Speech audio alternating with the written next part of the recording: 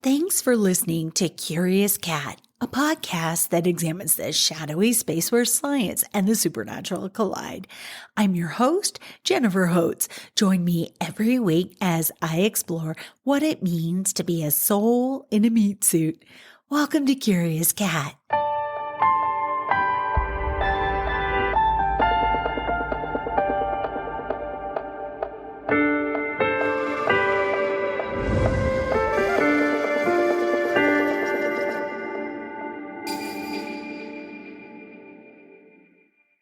Before we dive into uncovering the language of the universe, I'd love for you to pause. Take a deep breath, the deepest breath you've taken today. Now exhale and remember. Thich Nhat Hanh wrote, "Our breath is the bridge connecting our body and our mind. Returning to our breath and following it all the way through from the beginning to the end with awareness brings body and mind together. And it reminds us of the miracle of the present moment." End quote. When was the last time that while the outside world hollered for your precious attention and energy, it was distracting and annoying that you caught an inkling, felt a deep knowing that if you didn't shut out all that stuff and pay attention, you were going to miss something very important?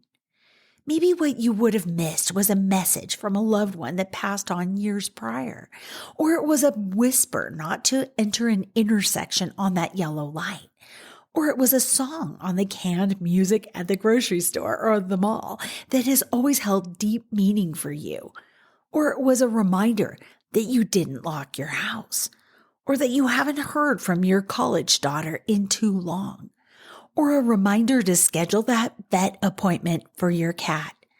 What came to your mind? That was a moment you witnessed the bridge. A message was sent, seen and understood. Still, through all that outside noise, you heard the message. Acknowledging that helps it to happen again and again in less subtle ways too. That juicy in-between space is not just on display at times when a set of supernatural conditions are met, like maybe the full moon, Halloween, summer solstice, sunrise, the passing of a loved one. I could go on and on. The bridge, or the veil, as some prefer to call it, it's always there. It's always speaking to us. What's different about those woo-sanctioned moments? Well, we go into those times expecting a message, anticipating the delivery of some deeper knowing, some divine guidance, or communication with an ancestor. We are pre-primed to witness the supernatural. It's the energetic equivalent of setting our radio dial to a clear station. Bring that open mind to each fresh day. Give it a try, just an experiment, and see if you experience more of it. I wonder if that's the importance of morning minutes, making that daily practice of sitting in silence to hear direction. Wow, that feels true to me. I'll check in with you on this next week, and let's see if we can normalize hearing from the universe. This week, we turn to the familiar across the globe, symbols, stories, signs that seem to resonate across time and geography. These hints to the language of the universe even come in the form of melodies. Have you ever heard a song that felt like an old friend you lost track of for a bit? Or maybe you've seen a bunch of references to rabbits. Maybe you spotted one out on a walk and you wondered if the animal represented some sort of message, a deep knowledge you were supposed to dive into. Let's get into it.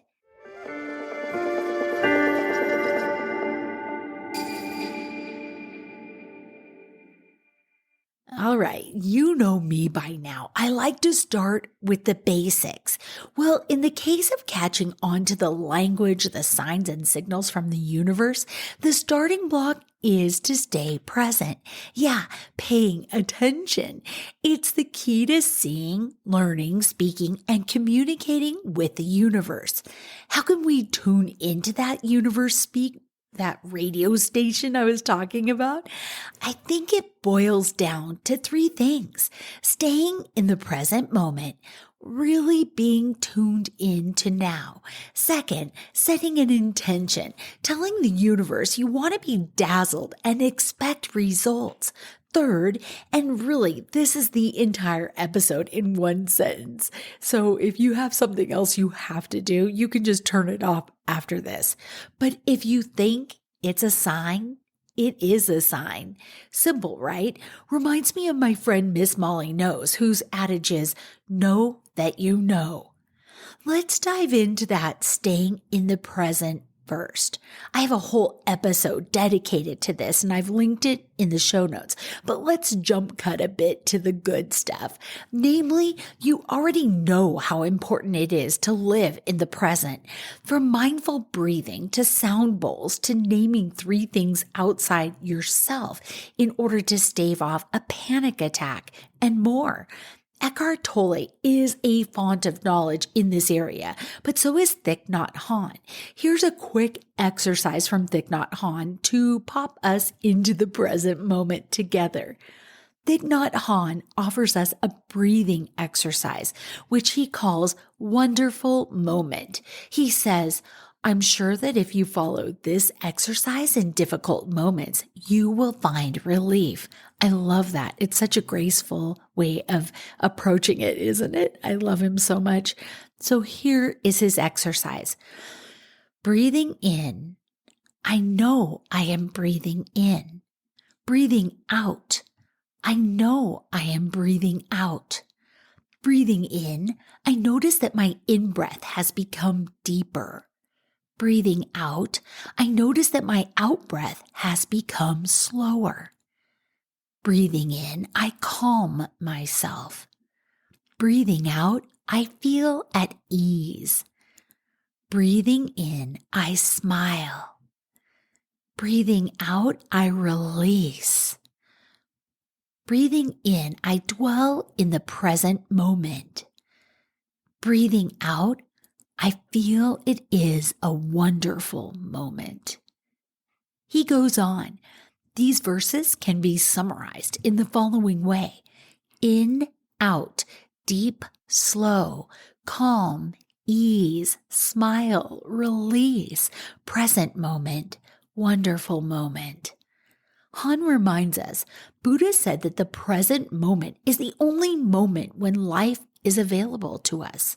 So in order to touch life deeply, we have to come back to the present moment. Next up, set a clear intention to see, to feel, hear, smell, sense messages from the universe. The way this is done is worded, sent out there, expressed is something only you can create. The language of the universe is an intimate dance between you and all else. The signs, the words, the images, the everythings that mean X, Y, or Z can only be interpreted in that exact way by you. Beautiful, unique, important you. But if you're struggling to start, here are some ideas for ways to express and send your message to the universe. Write your intention on a slip of paper and then burn it. Speak your intention outside with the wind at your back, and the wind can send your intention on air like a seed. Paint your intention on a stone you found, then set it somewhere you will come across again in the weeks to come. It can be a literal touchstone that reminds you to pay attention because the universe has been showing up. You just forgot to be alert. And I feel like I'm calling myself out right there because I forget to be alert all the time. When you make your morning coffee, stir your coffee and imagine stirring your ability to receive the universe, watching it expand and grow and ripple outward, bigger until it's finally of a size that you will perceive, no matter how loud the outside noise gets. Have you ever heard the phrase, and sorry, I'm really mucking it up, but it goes something like, when you look at the paranormal, it looks back at you. Okay, that sounds a little bit dramatic, right? Like straight out of the realm of every demon saying Zach Bagans' name into some ghost hunting device. Less spooky is that if you look for the universe, show up as a student in her language, in her signs and symbols class, she will show up to teach you. This morning, I was in a funk for no particular reason. I just did not feel motivated. I asked the universe to send a hawk. Come on, spur me on with your magic. Dance, monkey, dance. 2 hawks darted out of a cloud and swirled together in the wind. They were super far away, almost a speck by the end. I told the universe they didn't count. I wanted a hawk to land on a tree out the window. Like, imagine my voice. Imagine it in your head being that of Violet Beauregard from Charlie and the Chocolate Factory, and you pretty much nailed the moment and my attitude. I went on about my day, grumping here and there, and when I finally stationed myself at the table to work, I did Thich Nhat Hanh's breathing exercise, and my mood lightened. I was paying attention to the wonder of the day, this breath in my lungs, this exhale, this wonderful moment. And guess what? A hawk soared right by the window and landed on a tree. So what had changed? My energy. I was in a mindset to attract what I wanted to my reality. I'd gone from whiny Violet Beauregard to grateful me, satisfied me, inspired me, and the hawk, along with the universe, came close, landing on a tree. If you're anything like me, then you notice triple digits, 111, 333, 555, all those when they show up. You may even Google their meaning on your phone as it happens. I do the same, but often I find that the numbers don't mean what the blog posts say they do. That is, if I can read the content through pop-up ads. But when I have been doing lately, and when I say lately, I mean the last week, is to notice the numbers. And 222 is one I noticed recently. I say angel numbers out loud when I see it, and I often make Cooper startle and bark at me. Then, as he quiets down, I ask myself what that number means to me. 222, it means balance to me. 2 messages given simultaneously. 2 angels at once that are the same but different. Who are the 2 angels that are linked celestially that I love? Oh my gosh, Metatron, of course the great central sun, and Sandalphon of the crystal grid of the earth. That quiet helped me to figure out that when I happen to see a lot of 2s, those are the angels that are saying hello to me. You know you best. Think back for a moment to the last time you saw something in a passing cloud, or on a license plate in a car in front of you, or on your oven clock, or hidden in the bark of a tree that seemed to leap out at you and you were surprised nobody else saw the image. Now, without looking it up online, how did you feel when you spotted that sign? What were you worried about? Or who were you thinking about? Do you see a string that connects the 2 things, the moment and the message? That's what it means to you then. You've got it. You've got the hang of it now. Need more proof though? You've been doing this your entire life. In Gavin de Becker's book about personal safety called The Gift of Fear, he reminds readers that children know who's safe. They know. He asks parents to let their children work out their intuitive muscles in safe, controlled situations so that they're fit to lean on instinct if the worst happens. Maybe they get separated from their parents or pulled away from a parent or caregiver. He offers one way to practice. On any trip to the mall with your kids, ask them if they were to get lost, which adult would they ask for help? When they point to someone, then ask why that person. They may have noticed that person has kids her age, so maybe they'd be responsible returning her to her parent. They may sense a grandma vibe. They may see that their face was smiling, not stressed out as though they're in a rush to get out of the mall fast. The answers will all make sense. Just reinforce their instincts, their intuition. Have you yourself ever been in a rush to get out the door and then been mad when you had to double back for some forgotten lunch or a phone, and then you leave your house finally and everything is perfect? The timing was perfect. You missed a speed trap, or you get the perfect bus right on time, or maybe you spot an accident that you were prevented from being a part of as you go along your way. You heard from the universe, which was slow down. I'm trying to help you. Slow down. This became my default on mornings when my, at the time, teen kids were near impossible to get into the car for school. I knew we were being slowed to avoid something not awesome in our path. It might not have been the case all of the time, but that mindset that the universe always had my back helped reduce my anxiety and made me a better driver and a nicer mom, I like to think, on the trip to school. If you think it's a sign, it is. It means you're part of an ongoing conversation with the universe.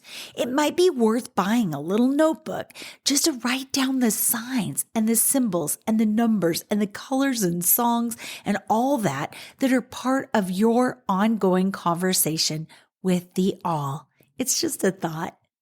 Sometimes those signs, themes, warnings, or direction from the universe come by way of our dreams. That time when our guardrails are down and we're open to watching a cautionary tale behind our eyelids or being shown a solution to something that we're trying to work out. Dreams are an important place to explore if you choose to grow your connection to the universe. It wasn't that long ago when the most common explanation for dreams was they were some kind of byproduct of the day, like off-gassing from our brains processing the day's events. I remember being told this multiple times and reading it in articles, but do you know of a laptop that takes 8 hours to process data that was input in the prior 16? Yeah, me either. Anyone that has kept a dream journal for any period of time knows that they aren't simple. Dreams are not simple. Even ones that seem simple or straightforward at first glance are more complicated. In fact, I've had dreams that over time have revealed layers upon layers of knowledge to me. Some from past events, yes, but other bits were information about a future event.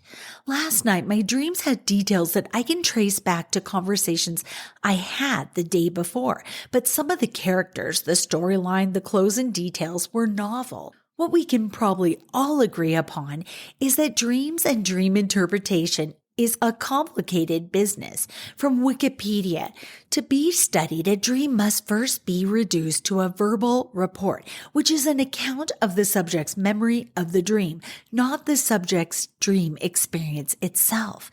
That's a great reminder, right?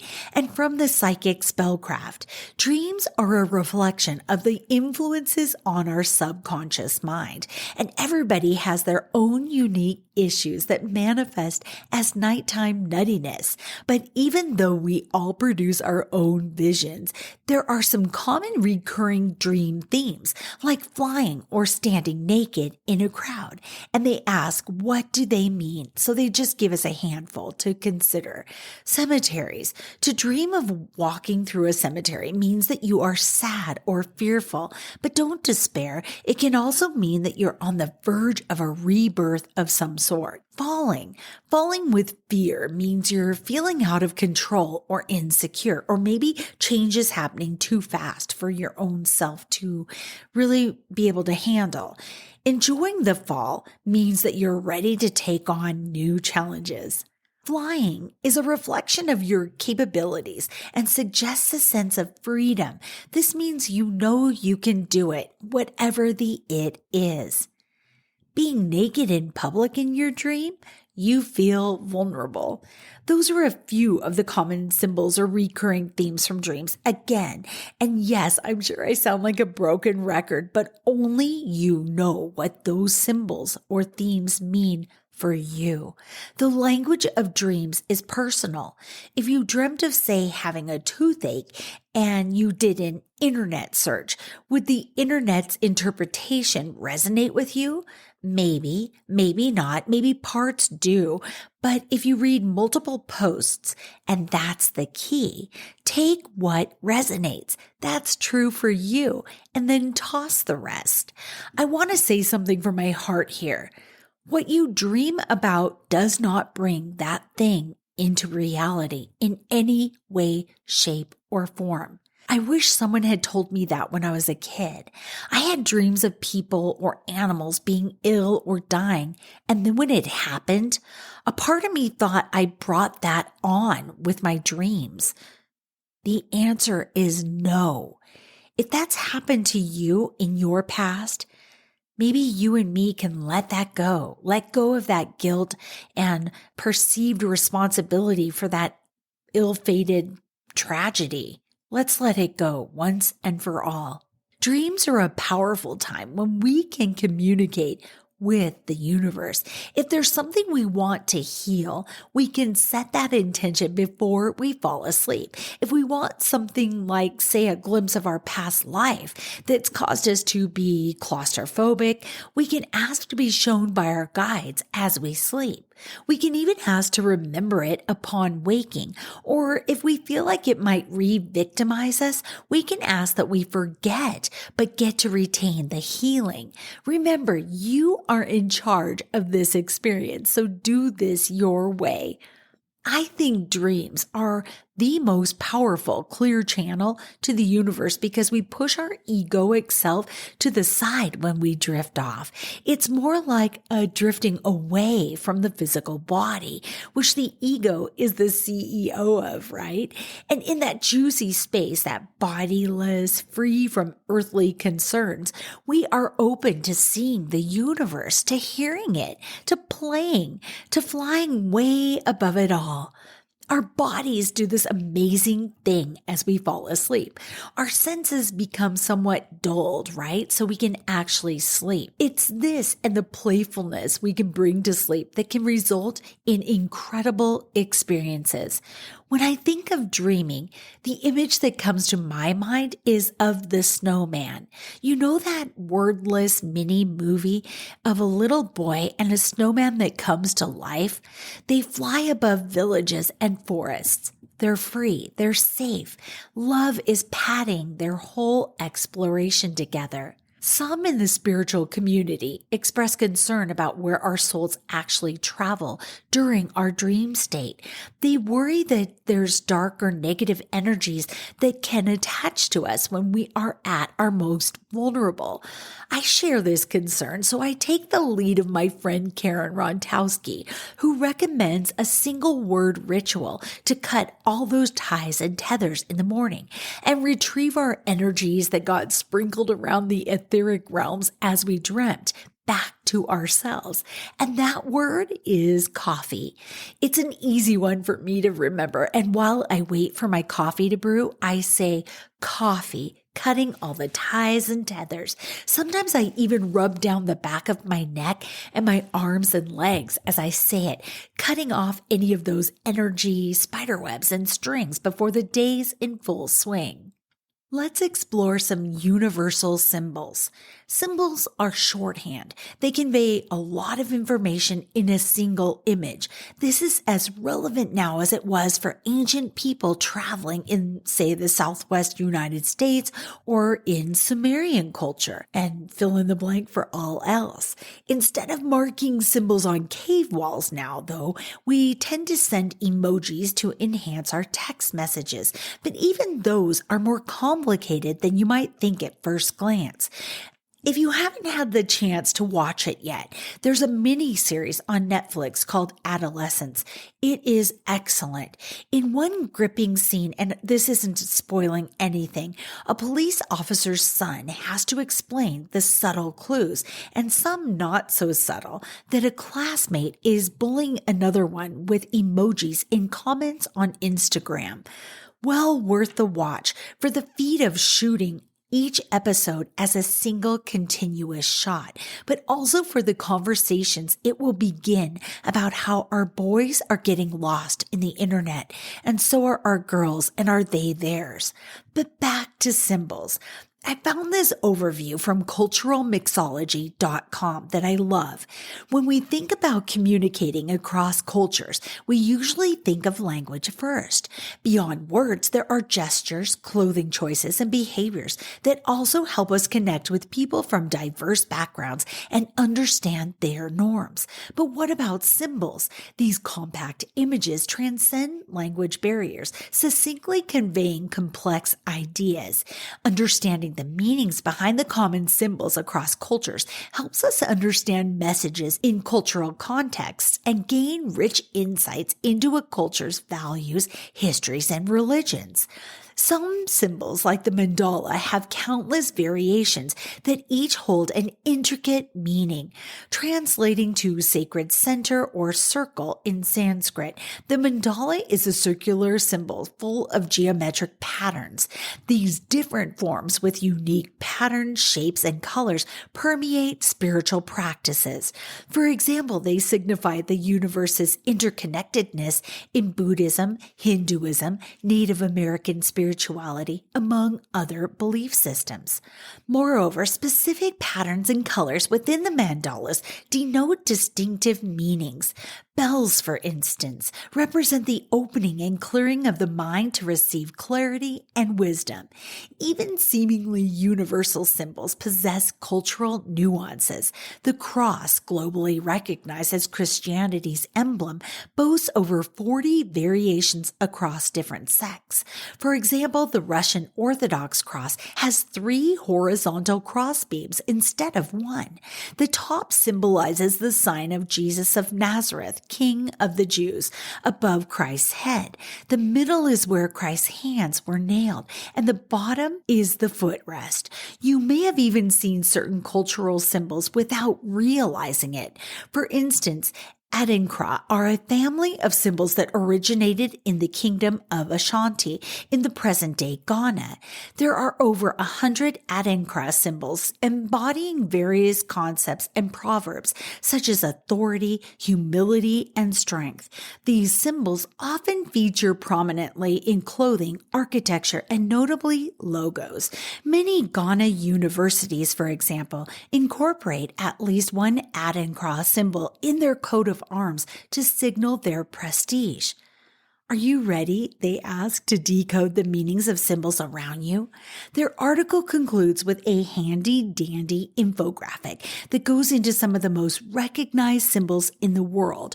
They talk about the Eye of Horus, the Evil Eye, the Eye of Providence, the Hamsa, the Kladach, the Yin and Yang, and many others. So I highly recommend that you click on the link in the show notes so that you can check that out yourself. Is there such a thing as a story that transcends cultures or bridges east and west? Joseph Campbell delved into this subject matter in his book, The Power of Myth, finding that many of the stories, and even down to their compelling structures, echo across cultures. One type of story that comes to mind for me are fairy tales. I found this on Medium. Fairy tales have been a cherished part of storytelling traditions across cultures for centuries. While they vary in settings, characters, and plot lines, fairy tales often share common themes that resonate with people worldwide. They're endeavoring to embark on a comparative analysis of fairy tales from different cultures, exploring their similarities, their differences, and the universal human experience that they reflect. Fairy tales have captured the imaginations of people around the globe, transcending cultural boundaries. According to a survey conducted by XYZ Research, 87% of respondents from diverse backgrounds expressed a fondness for fairy tales, highlighting their widespread popularity and enduring appeal. Despite their cultural diversity, fairy tales often touch upon similar themes and moral lessons. For instance, the hero's journey. The hero's quest for self-discovery and triumph over adversity is a prevalent theme in fairy tales like the Odyssey in Greek mythology, Journey to the West in Chinese folklore, and the Ramayana in Indian tradition. Good versus evil. The conflict between good and evil is a universal theme seen in stories like Snow White, which is European, Ya Shen from Chinese culture, and The Tortoise and the Hare from Aesop's fables. Love and sacrifice. Tales of love and sacrifice, such as Cinderella, the tale of Chun Yang, which is Korean, and the butterfly lovers from Chinese culture, resonate across those cultures, emphasizing the power of love and selflessness. And I think it's worth pointing out there's a kind of fairy tale that also has a cautionary element to it that is global as well. While fairy tales share common themes, they also showcase unique cultural elements. For example, different cultures introduce mythical creatures into their tales. For instance, European tales feature dragons, fairies, and trolls, while Japanese folklore includes yokai, which are supernatural beings, and kitsune, which are fox, and tanuki, which is the raccoon dog. There's local settings in fairy tales.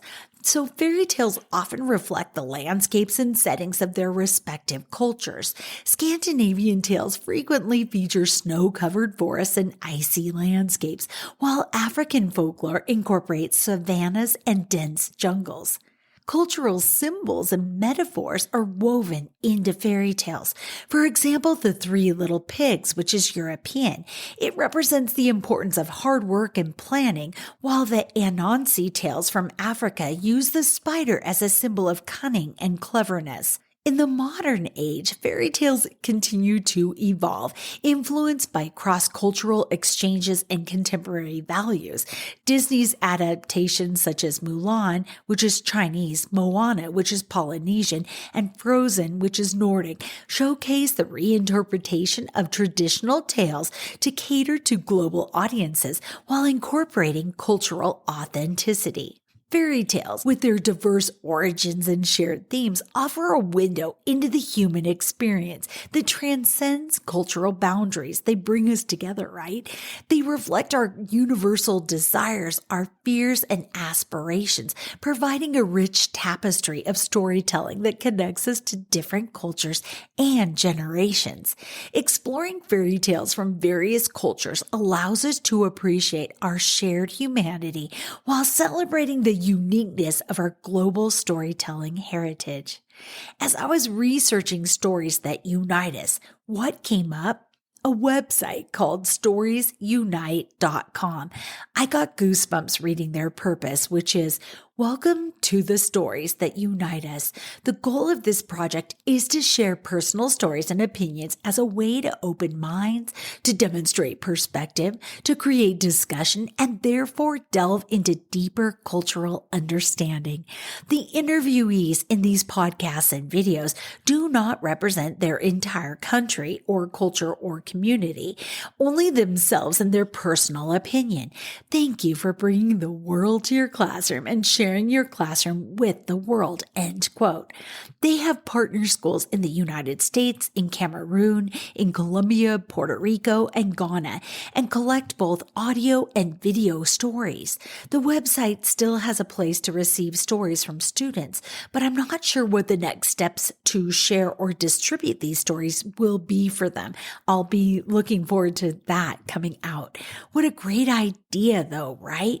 StoryCorps is doing something very similar and has this on their homepage. Quote, more than 85% of our audience of tens of millions say that our stories help them understand the experiences of people different from them and decrease their fear of, quote, the other. And 82% of StoryCorps listeners report that the stories make them feel more positive about humanity. And their important work includes a mobile tour collection. It's an airstream filled with stories and a way to capture stories that's been making its way across the United States since 2005. Here's their description. Since 2005, the StoryCorps mobile tour has set out on road trips across the U.S. to collect stories from people in every corner of the country. For the past 20 years, we've stopped and visited countless cities and towns, recording thousands of local conversations between people who live there. Listen to some stories that we've heard along the way. Doesn't this work feel like chicken soup for the soul, especially now? We can grow our empathy and love for other by reading, listening, or watching stories. It's soul food, isn't it? In this vein, I found an incredible blog post about the power of story to unite us from Scott Monty that begins, it's the Monday after the Game of Thrones finale, and you know what that means. Every marketer and communicator alive is thinking about Tyrion's speech. Yes, I'm going there, but I've got a story to share with you along the way. In the series finale of Game of Thrones, Tyrion Lannister gave a monologue in which he said, "What unites people? Armies, gold, flags." No, stories. There's nothing in the world more powerful than a good story. Nothing can stop it. No one can defeat it. It was a fine speech, one that moved leaders to set a bold new direction for the realm, and I'm guessing that every marketer, communicator, or creative type picked up on it and is writing the commensurate medium or blog post about it right now, like him. The power of storytelling is certainly worth spending time on, but more than acknowledging those stories work, we should try to understand why they work. The rest of the article is behind a paywall, but I wanted to know, why do those stories work? How do they work? Here's what I found from scribophile.com. Fiha Callahan writes, the 12 essential elements of a good story. Let's take a closer look at each of these story elements and why they're so important so you can start writing a powerful novel or short story of your own. Number 1, a compelling hook. Your story's hook is its trademark selling point that makes a reader want to pull your book off the shelf and take it home and love it forever. It makes a promise to the reader that they're in for a very special experience. For example, your story's hook might be that your protagonist finds himself stranded on a struggling lifeboat with a ferocious man-eating tiger. Okay, that's Life of Pi, right? Number 2, a strong voice. Often what draws us into a compelling story is the writer's strong and confident narrative voice. Think about writers like Ernest Hemingway, Jane Austen, Raymond Chandler, Douglas Adams, Angela Carter. They all have distinctive styles that characterize their work. Right from their opening lines, the reader should get a sense of this narrative voice. It should make them feel like they're in the presence of a confident, engaging storyteller and want to read on. Number 3, a good beginning. While some good stories may take a while to find their rhythm, you can't count on a reader or a publisher for that matter to offer up their patience and attention for nothing. The most successful stories hook their readers from the very first page. This is why agents will often say that the opening pages are the most important part of a manuscript. Number 4, memorable characters. Writing a compelling story is inextricably linked to engaging character development. The main characters should feel lifelike to the reader, and they should feel approachable and flawed like we are. They should have strengths and weaknesses that we recognize as being innately human, even if your characters aren't human in the narrowest sense of the word. Number 5, a vivid, well-developed setting. It's what really brings a good story to life. Even a bad story can be made palatable if the setting is awesome enough. Often what draws readers to a new book is the promise of living in a thrilling, beautiful, or treacherous world. The dark majesty of Mirkwood Forest, the glitter and sensuality of a circus tent, or the brine and sea spray of a swashbuckling adventure. Don't forget that setting also informs the way your characters behave and the choices they make. In this way, your story's world is interconnected with everything that happens along the way. Number 6, the right point of view for your writing, for what you're trying to get across. As you experiment with writing stories, you'll find that some fall more naturally into one point of view style than others do. The basic points of view, or POVs, writers use are first person, second person, third person, and fourth person. Each of these has drawbacks and benefits, so do a quick deep dive or play around and write a story in different ways and see which one resonates the best with your test audience, like even if it's just a friend, right, that you email it to. Number 7, a confident structure. Good writers know that stories work best when they follow an instinctive narrative structure, like the 3-act structure, the 5-act structure, or Freytag's pyramid.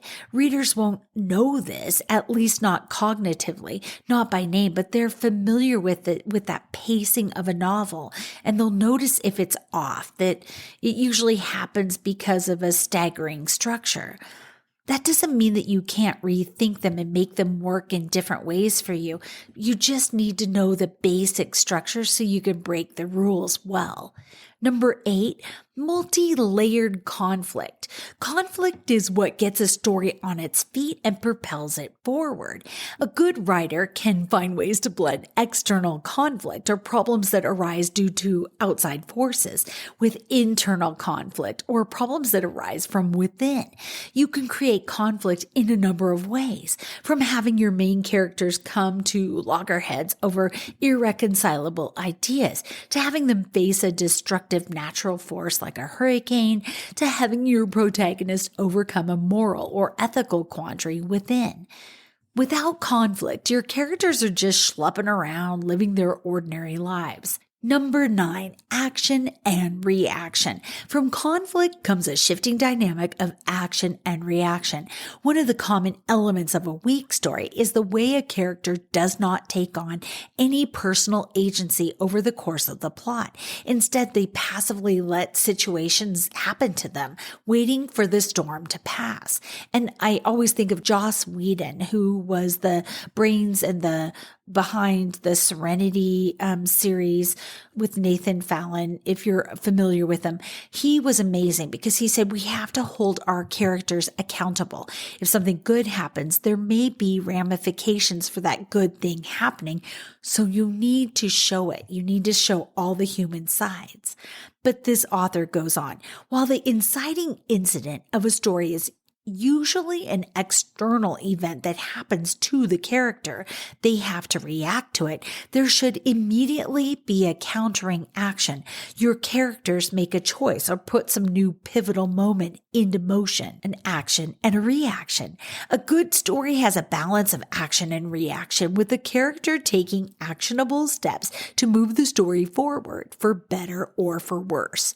Number 10, it goes hand in hand with that, tension and suspense. Even though suspense is its own genre, any type of story can benefit from moments of seat-edge tension. In a romance, this might be something like he's going to be brave enough to tell her the truth about his feelings, or she'll marry the rich loser who's secretly cheating on her.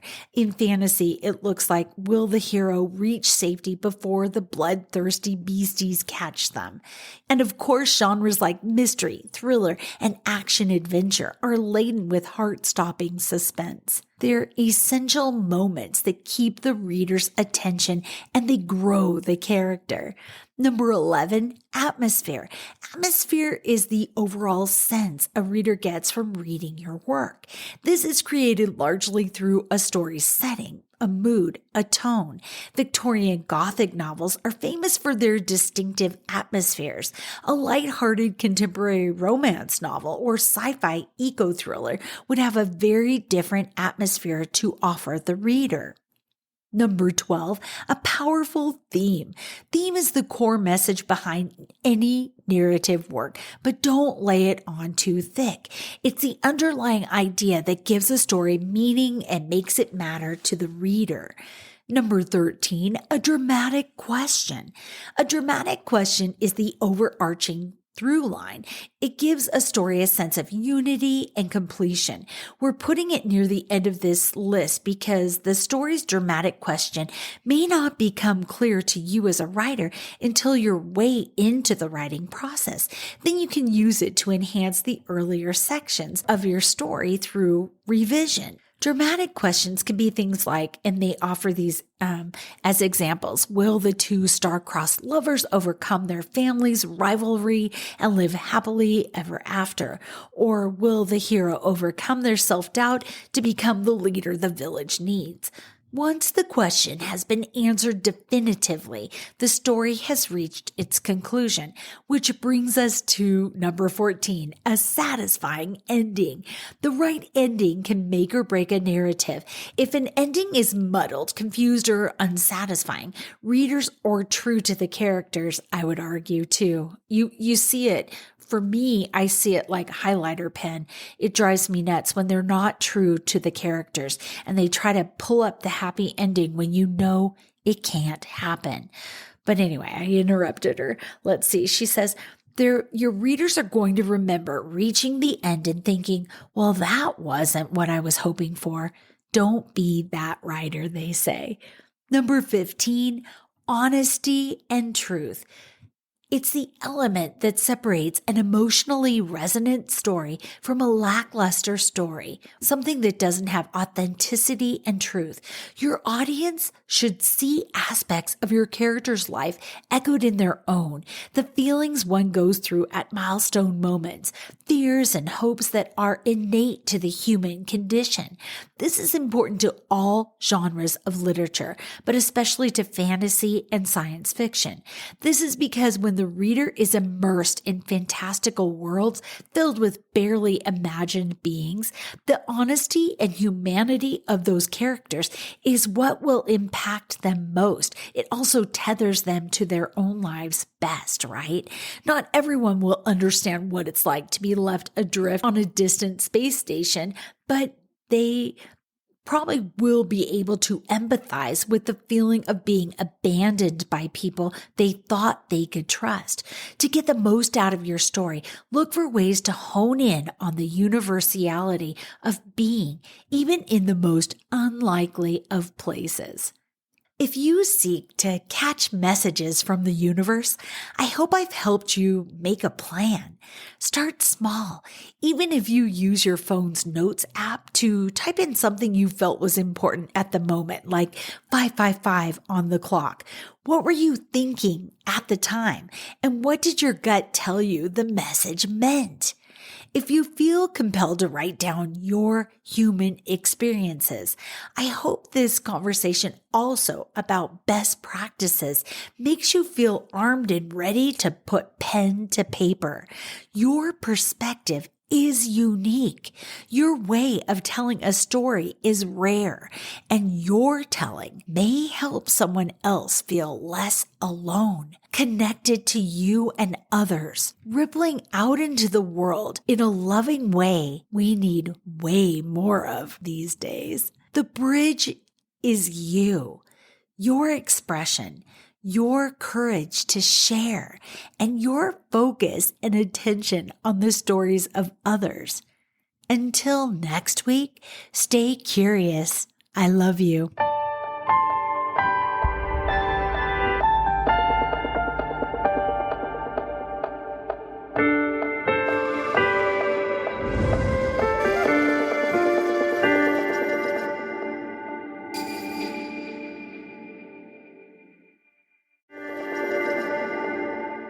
Hey, you.